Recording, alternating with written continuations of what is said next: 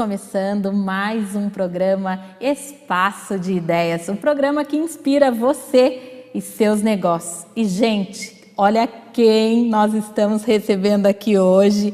E eu estou aqui de tiete, porque eu sou fã dele, sou seguidora dele na internet e ele aceitou esse convite carinhoso para estar aqui compartilhando a história e as ideias. Edgar, seja muito bem-vindo aqui no nosso programa.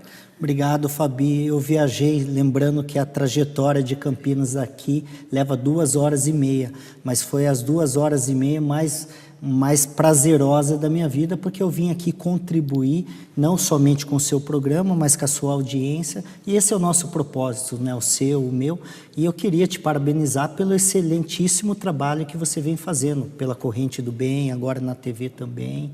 Parabéns. Muito obrigada. Você vê, gente, uma pessoa sair lá de longe para vir aqui compartilhar a história com a gente. Edgar, ele é palestrante, é empresário, inclusive um dos maiores empresários do país, mas é palestrante, também já sendo considerado um dos melhores palestrantes do país, pelo conteúdo que ele compartilha, e também escritor, e ele vai falar tudo isso pra gente. Chama o pai, a mãe, os irmãos, os filhos, porque essa história vai inspirar você. Edgar, mas antes desse sucesso todo, desse caminho bacana que você trilhou, esse sucesso dentro e fora do Brasil, existe um Edgar, que aqui no interior a gente chama assim, você é filho de quem? Conta pra gente. Eu sou caipira, sou do interior, nasci numa cidade de 13 mil habitantes e a gente brinca, 13 né? mil? 13 eu mil. achava que Pindamonhangaba era pequena, então não é tão pequena assim. Não, interior de São Paulo, uma cidadezinha muito pequena, mas muito cativante também.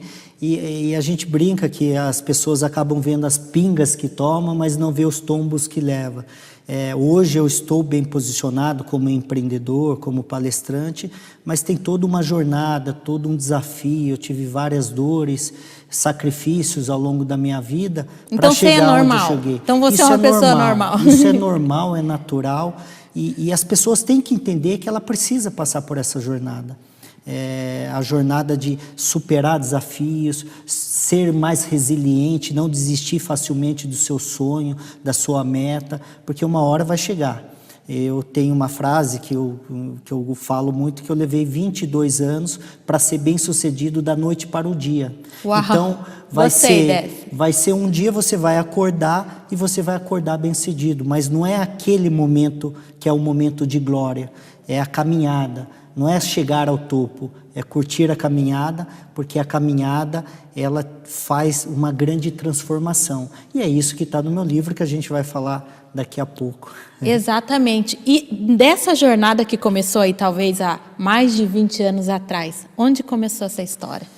Eu vim de uma família muito pobre. Eu gosto as pessoas falam, eu vim de uma família humilde. Eu acho que a humildade tem que estar no rico e no pobre. Isso, né? Humildade é caráter, né? Caráter, valor, né?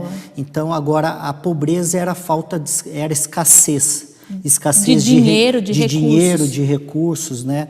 A minha mãe era boia fria, eu fui conhecer meu pai aos 18 anos, minha mãe criou 4 filhos sozinha, praticamente, claro, com o auxílio dos meus avós.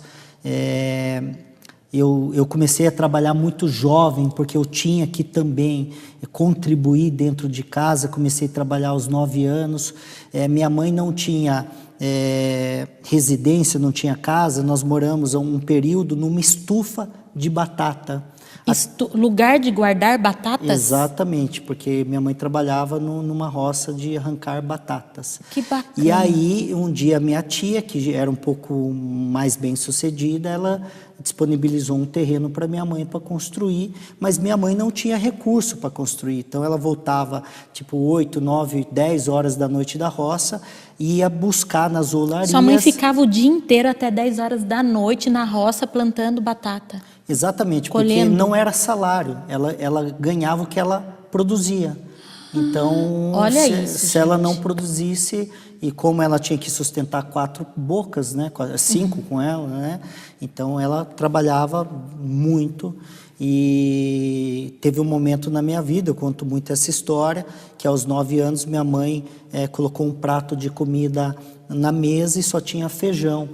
E ela, naquela época, era um moleque e ainda não entendia muitas coisas. Mas eu entendi o olhar dela, que foi um olhar chorando, muito triste, porque ela, naquele momento, ela só conseguia dar o feijão para a gente comer. E naquele momento, algo caiu a minha ficha. Eu falei, eu tenho que fazer algo para poder contribuir.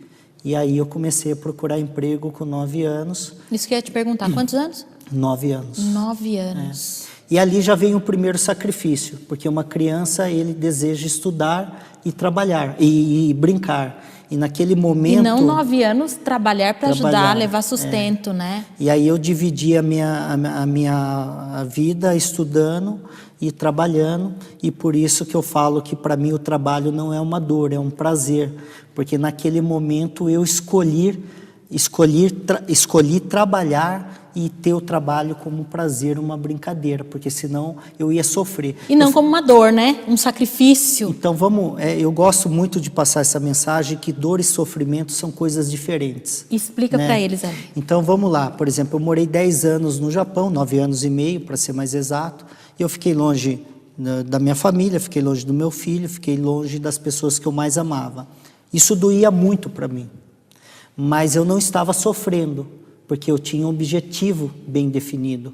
Eu estava trabalhando para conseguir dinheiro, para sustentar meu filho, sustentar minha família, ajudar tipo assim, dentro de era casa. uma dor, mas que você sabia que ia te trazer prazer depois. Uma dor com propósito. Uma dor com né? propósito, muito bacana.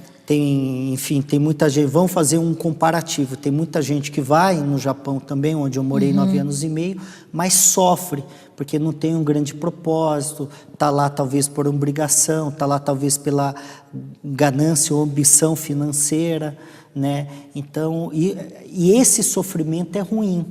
É a mesma coisa, andar de ônibus, eu andei muito tempo de ônibus.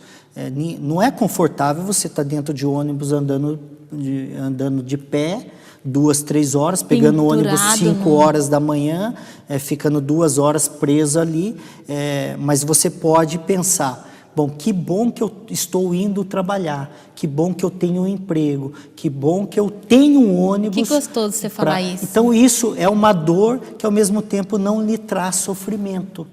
Entende? Então, assim, é muito importante ter esse mindset, quando a gente fala a mentalidade de como você conduz a sua vida. Você vai ter muitas dores, nós vamos ter muitas dores e sacrifícios.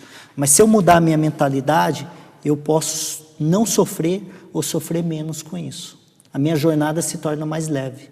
Gente, que fantástico. E nesse momento você vai, conduz a sua vida, começa a trabalhar com 9 anos de idade e já começa a trabalhar assim, de levar sustento, ajudar a mãe. Estudava também ou não? Sim, sim.